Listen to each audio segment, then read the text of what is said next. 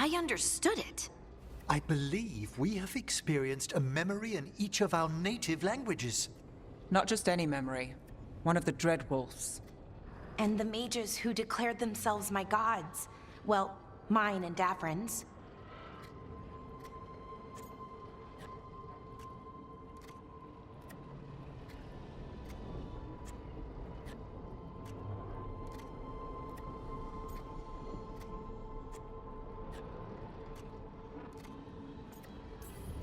That can't be easy, Balara. It was so mundane. Nothing grand or cosmic. No setting fire to the sun, just talking, politics. I wish they were monsters. Something grand and terrible. Seeing them like that, they're no better than Tevinter nobles. But no worse, either. They were people. And people can let you down. All right. What else can we take from this memory? Elgranon was hungry for power. Did anything he could to get it, and to hold on to it. Then Solus, furious at Elganon's installing himself as a despot, started his rebellion. There's another moving part in this. Mythal. She was keeping the peace. Mythal and Solus were close. The Inquisition found a temple to Mythal, and there were wolf statues everywhere. Then she sides with Elgranon over him. A betrayal.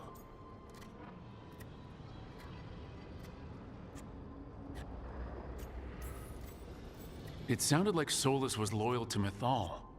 What did Elgranon call him? Mythal's lapdog?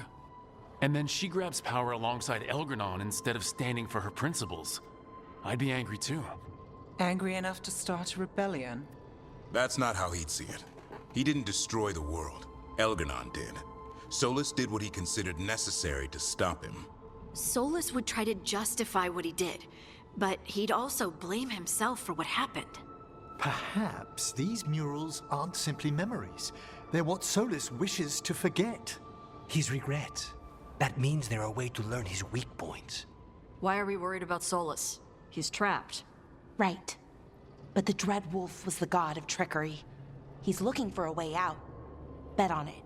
Meanwhile, keep your eyes open in the crossroads. If there's a way to restore the rest of these murals, Solus would have kept it in his hideaway. It'd be nice to get inside his head for a change.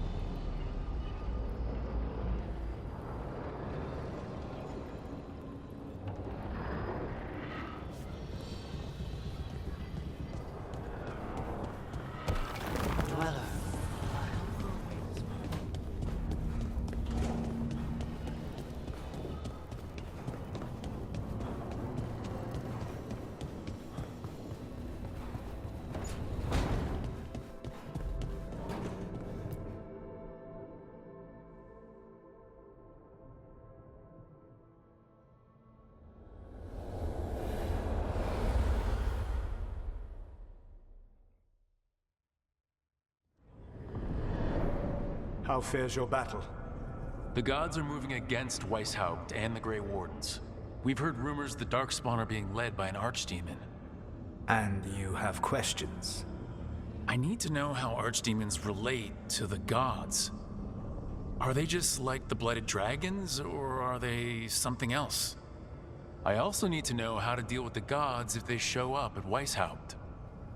I propose a bargain. I will answer your question if you answer mine. What? How are the Grey Wardens? Do they understand the truth of the danger yet?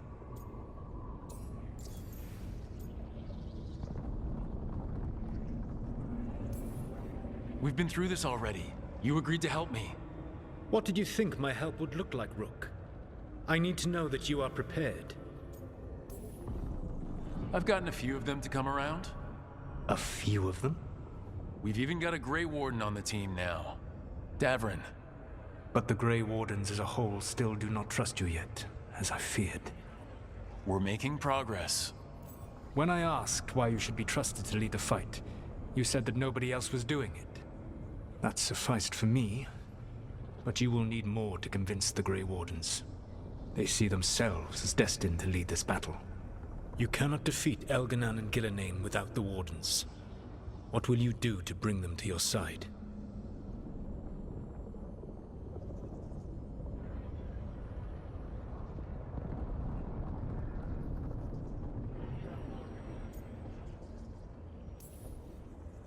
I don't have to convince all of them.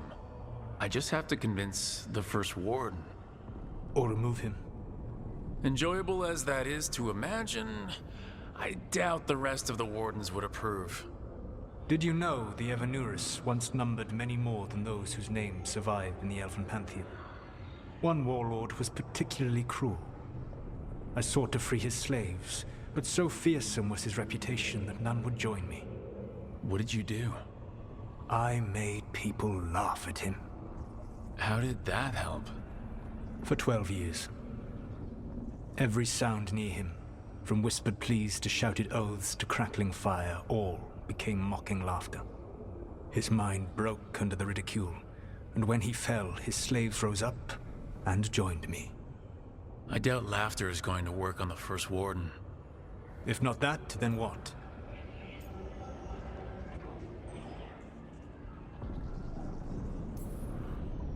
I can't force the First Warden to listen.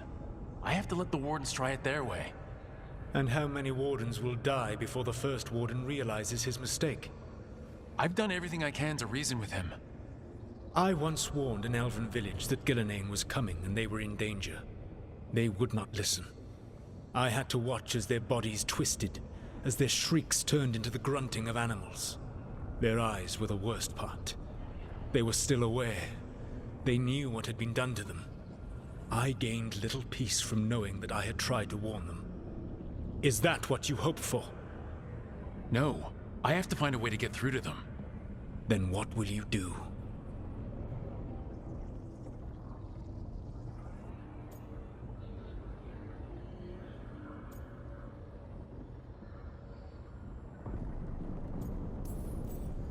Whatever it takes. Easily said. But it will have to be enough for now. You have answered my question, and I owe you an answer in return. Yes. The old gods of Tevinter. The archdemons. There never were Tevinter gods. The archdemons, as you call them, were always merely the weapons of the Evanuris. Alright, let's hope we can find the gods before they find their weapons. Unfortunately, the Dragon Thrall's life force is bound to the Evanuris as both power and protection. You will not be able to kill or likely even harm one of the Evanuris until their Dragon Thrall is slain.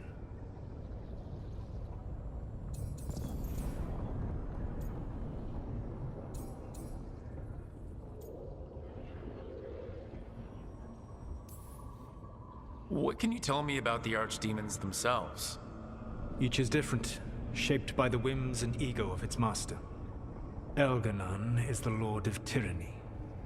He would have ruled alone had Mythal not forced him to share power. Those who are strong, he molds into dictators themselves, with visions of godhood. Those who are weak, he crushes. His archdemon reflects him. It is huge, to feed his ego, the epitome of dragonkind, bent to his will.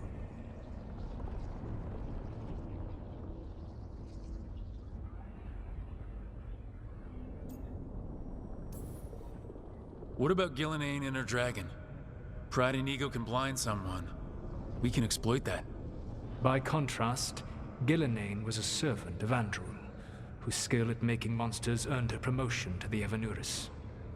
She is brilliant, ambitious, and unconstrained by anything you would understand as morality. In a kinder world, you would never need to see what she has done to her archdemon. In this world, I only hope you kill it quickly. In any event, the Evanuris will not be vulnerable until their archdemons are dead.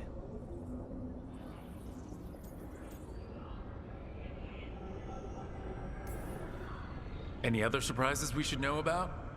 Even with their dragons dead, the Evanuris are powerful and well protected.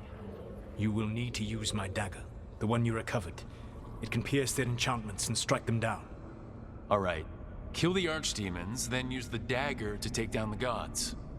Even a single opportunity to strike the Evanuris down will be rare, fleeting, and costly. You will not have another chance to catch them unawares. When you strike, you must be fully prepared.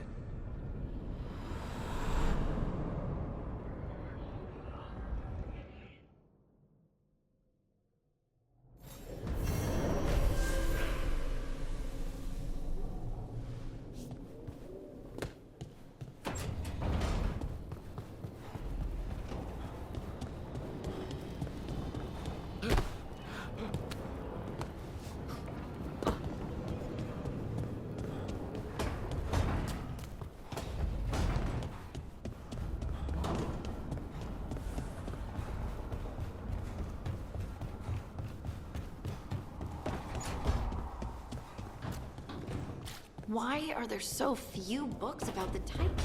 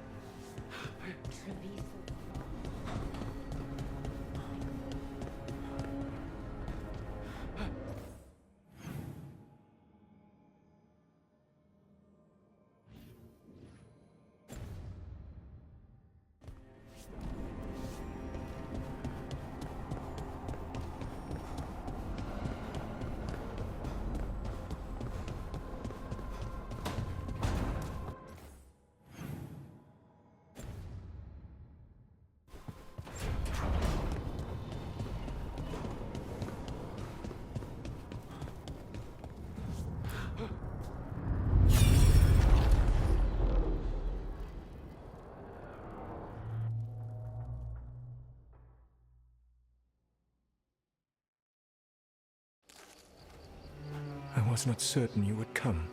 You were the one who walked away. I never turn my back when my friend needs me.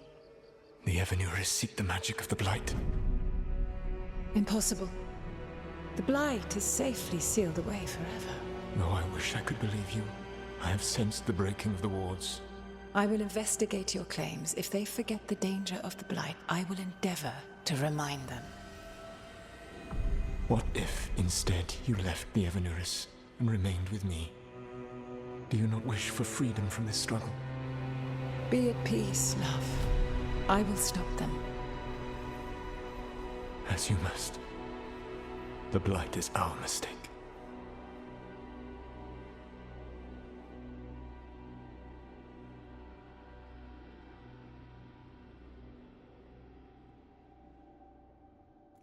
Did Mythal call Solus love in that memory? That's what it sounded like. So they were doing it. The elven gods were free with their emotions. They felt things deeply. The way they expressed things, well, it feels romantic to us, but that wasn't really how it was. Back then, I mean. Nah, they were doing it.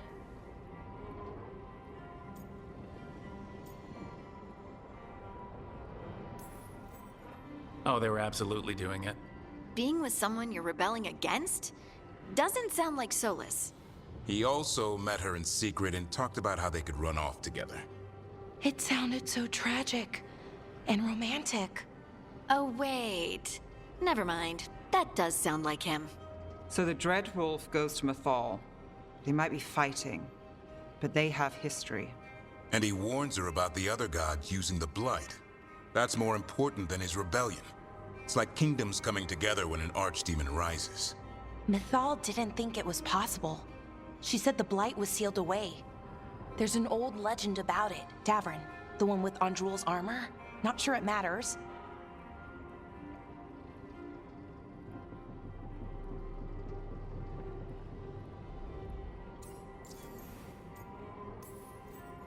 We are deep in elven lore already. What's the legend say? Right. Well, Andrul was the goddess of the hunt. She put on armor, magic armor, made of something called the Void, drove her mad. I remember this one. The other gods were afraid Andrul would turn on them. She was doing all kinds of horrible things, causing plagues. It does sound like the Blight. Well, it all ends with Mythal fighting Andrul. After, Mythal turned into a dragon. She what? Why didn't you start with that? Anyway, she took Andrul's armor away. Then Andrul's madness left, and peace returned.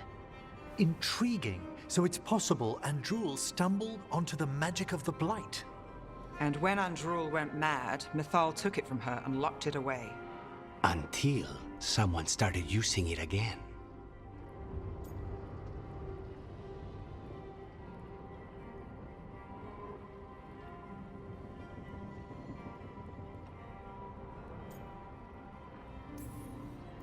If there's one thing Solus loves, it's telling people they were wrong. And here he's got the perfect opportunity. Oh, Mythal, you thought your fellow gods were so great. If only you were as smart as me. He got her attention. She definitely seemed angry at the end. So Mythal goes off to investigate what Solus says. Then, what? It's too clean. Seems plenty messy with them doing it. But this isn't just a memory. It's something Solus wanted to hide. What's the crime? What did we see here that he feels guilty about? I think I might know. When the Inquisitor was saving the world from the breach, she met Mythal. What? Like in a dream? It was complicated. She helped the Inquisition. There was a magic pond and a dragon. Nice! The point is, she also said the other elven gods betrayed her, killed her.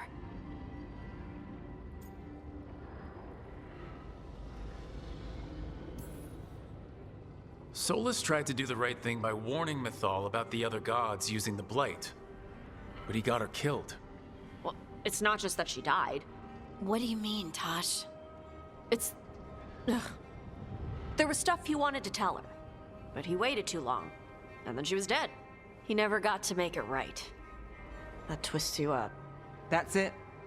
There's our crime. Doesn't really tell us anything we can use, though. We know more than we did. That's something. Then I guess we keep our eyes open if we come across more of these memories.